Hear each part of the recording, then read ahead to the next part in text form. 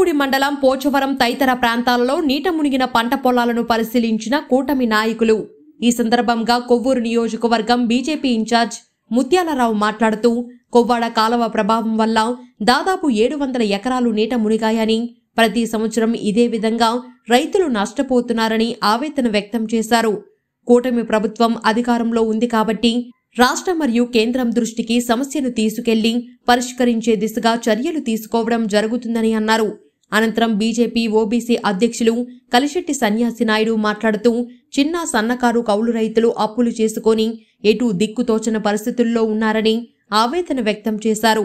ప్రతి సంవత్సరం కొవ్వాడ కాలువ కారణంగా రైతులు 1000 ఎకరాలలో పంట నష్టపోతున్నారని, ఇక రాబో రోజుల్లో ఇటువంటి ఇబ్బందులు రాకుండా అధిష్టానానికి తెలియపరిచి సమస్య తీర్చే విధంగా చర్యలు తీసుకోవాలని, అంతేకాకుండా కలెక్టర్లు రైతులపై దృష్టి సారించి రైతు సమస్యలను తీర్చే విధంగా ప్రణాళికలు చేయాలని ఆయన కోరారు. ఈ కార్యక్రమంలో నియోజకవర్గ కన్వీనర్ మాట్ల ఆంజనేయులు, దుగ్గిరాల శ్రీనివాస్, చలపాటి ప్రకాష్, నీరుకొండ సూరిబాబు, కాకర్ల సురేష్, ఉండవల్లి శ్రీనివాస్, కొండేపాటి వెంకట్, సత్యనారాయణ మరియు రైతులు, టీడీపీ బీజేపీ జనసేన నాయకులు పాల్గొన్నారు. తాళ్లపూడి మండలంలో కొవ్వాడ కాలువ ఉద్ధృతికి దాదాపు 700 ఎకరాలు నీట మునిగిపోయినాయి. రైతులు ఊడ్పులుడ్చుకుని పంటని చూసుకుందామనే ఉద్దేశంతో ఎంతో ఆతృతతో కష్టపడి డబ్బును ఎంతో పోసి పెట్టినటువంటి ఈ పంటలో కొవ్వాడ కాలువ ఉధృతి వల్ల నీట మునిగినాయి. దీని గురించి రైతులు చాలా ఇబ్బంది పడుతున్నారు. గత 10 సంవత్సరాల నుంచి కూడా ఈ కొవ్వాడ కాలువ పూడికి తీయడం లేకపోవడం వల్ల ఇది ముంపుకు గురవుతుంది. దీన్ని తక్షణ పరిష్కారం కోసం ఎలక్షన్లో కూడా ఎన్నికల ముందు మేము అందరం కూడా దీని గురించి వివరించడం జరిగింది. మన ఎమ్మెల్యే గారు కానీ ఎంపీ గారు కానీ ఈ కార్యక్రమాన్ని తప్పనిసరిగా తీసుకుని ఇది పరిష్కారం అయ్యేదాకా కృషి చేస్తారని చెప్పి మీ అందరికీ వారి ద్వారా తెలియజేస్తున్నాను. మరి ముఖ్యంగా ఈ రైతులు ఈవేళ దేశానికి వెన్నెముకని మనం ఏదైతే అంటున్నామో వారిని పట్టించుకునే పరిస్థితి చూస్తే కొద్దిగా బాధగా కూడా అనిపిస్తుంది.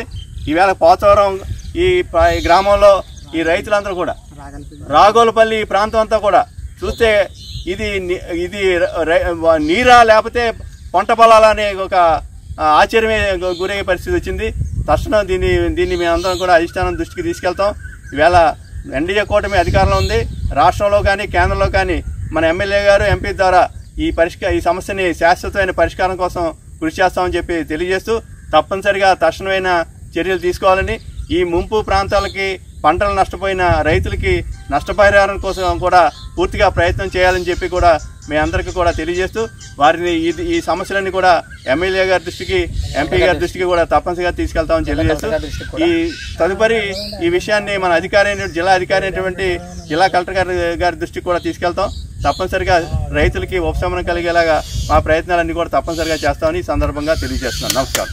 చుట్టుపక్కల ప్రాంతాల్లో ఉండగల ఈ పొలాల్లో 1 ఎకరం నుంచి 5 ఎకరాలు, 3 ఎకరాలు, 2.5 ఎకరాలు, అరెకరం కూడా ఉన్న రైతు కూడా ఇక్కడ కౌలు చేసుకునే రైతు కూడా 2 రూపాయల వడ్డీకి, 3 రూపాయల వడ్డీకి తనకు తోచిన వడ్డీకి తీసుకుని వచ్చి వ్యవసాయం చేసుకునే ఈ పరిస్థితుల్లో ఈ వ్యవసాయదారుల నెలలో ఈ విధంగా గోదావరిని తలపించే ఈ కొవ్వాడ కాలువ ఉధృతి వలన ఈ రైతులు ఎంతవరకు నష్టపోయారో అనే విషయాన్ని అధికారులు వాళ్ళ దృష్టికి మీరు తీసుకెళ్లే భాగంగా వీరి యొక్క సమస్యలు తెలుసుకుంటే మా కళ్ళలో నీళ్ళు వచ్చే పరిస్థితి ఏర్పడింది.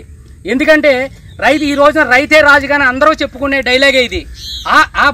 ఆ డైలాగ్ని మనం ఎంతవరకు సార్థకతగా తీసుకెళ్తున్నాం, ఎంతవరకు మనం పరిష్కారం తీసుకెళ్తున్నాం.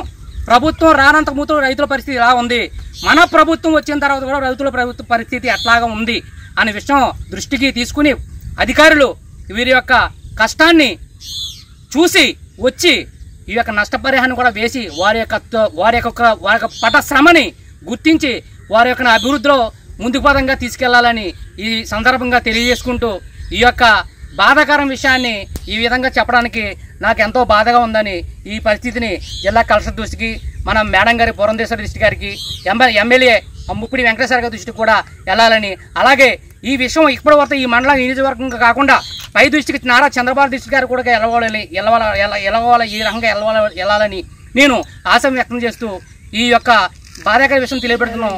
నాకు తీవ్ర దిగ్బంధం తెలియజేస్తూ జై తెలుగుదేశం, జై చంద్రబాబు నాయుడు, జై బీజేపీ, జై జనసేన.